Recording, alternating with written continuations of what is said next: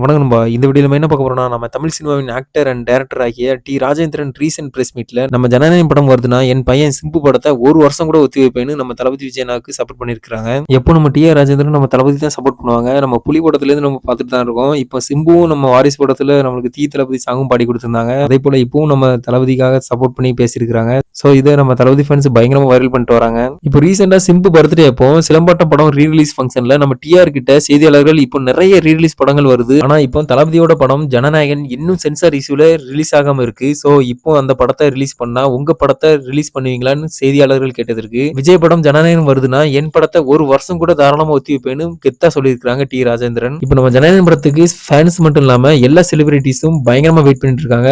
படம் கூடிய சீக்கிரம் வந்துரும்னு சோசியல் மீடியால நியூஸ் வந்திருக்கு. படத்தோட ரிலீஸ் தேதி மட்டும் வரட்டும். நம்ம தளபதி ஃபேன்ஸ் பண்ற சம்பவத்துல அரசாங்கமே அலறும். ஏன்னா இப்போ நம்ம ஜனநாயகன் படத்துக்கு அநியாயம் நடந்துட்டு இருக்குன்னு எல்லாருக்குமே தெரியும். எல்லா படத்துக்கும் சென்சார் சர்டிஃபிகேட் கொடுத்தும் இன்னும் நம்ம படத்துக்கு சென்சார் சர்டிஃபிகேட் கொடுக்கல. ஏன்னு எந்த ரீசன் சொல்ல மாட்டேங்கிறாங்க. சோ இது ஃபுல் அண்ட் ஃபுல்லி அரசியல் வன்மமா தான் இருக்குன்னு சொல்லி எல்லாருக்கும் தெரிஞ்சு போச்சு. நம்ம டி. ராஜேந்திரன்ல இருந்து எல்லா செலிபிரிட்டிஸும் நம்ம தளபதி தான் சப்போர்ட் பண்றாங்க. சோ இதை பத்தி நீங்க என்ன நினைக்கிறீங்கிறத கமெண்ட்ல சொல்லுங்க. இந்த மாதிரி தளபதி விஜயனா பத்தின ஹாட்டான நியூஸ்க்கு நம்ம தளபதி கிருவரன் யூடியூப் சேனலை சப்ஸ்கிரைப் பண்ணி வச்சுக்கோங்க. 1 to 1 உடனுக்குடன் டெய்லி அப்டேட் உங்களுக்கு தேடி வரும் நண்பா. தேங்க்யூ.